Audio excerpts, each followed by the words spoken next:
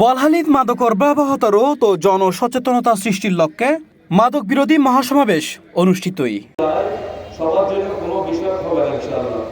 শনিবার আগস্টের 22 তারিখ বেল্লে উপজেলার পূর্ব চরণদ্বীপ সরকারি প্রাথমিক বিদ্যালয় মাঠত পূর্ব চরণদ্বীপ হজরত আব্দুল কাদের জিলানী স্মৃতি সংসদের উদ্যোগে এই সমাবেশ অনুষ্ঠিত হয়।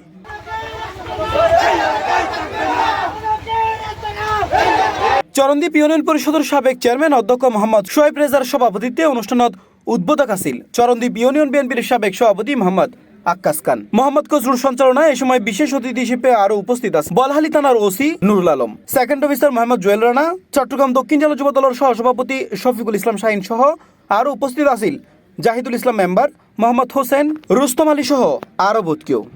মাদক বিক্রি করছে। মাদক সমাজের জন্য, জাতির জন্য, দেশের জন্য ক্যান্সারের মতো একটি রোগ।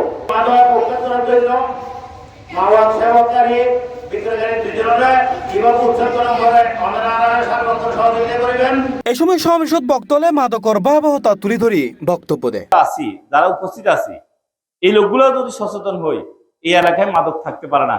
জীবনের ঝুঁকি নিয়ে এরকম দীর্ঘদিন ধরে চলে আসা ব্যবসা, ইয়াবা, মদ, জুয়াসহ বিভিন্ন প্রকারের অসামাজিক অনিসলামিক এই কার্যকলাপের বিরুদ্ধে আপনারা যারা সোচ্চার হয়েছেন আপনাদেরকে অভিনন্দন।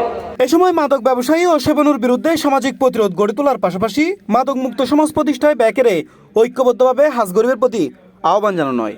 মাদক বিরোধী আন্দোলন করছি, যারা মাদক বেচে এটা এলাকা তো দূর হয়। C+ TV, Chittagong.